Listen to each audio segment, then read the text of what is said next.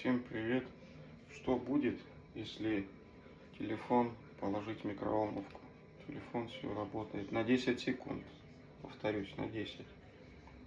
Проверим. Ложим телефон.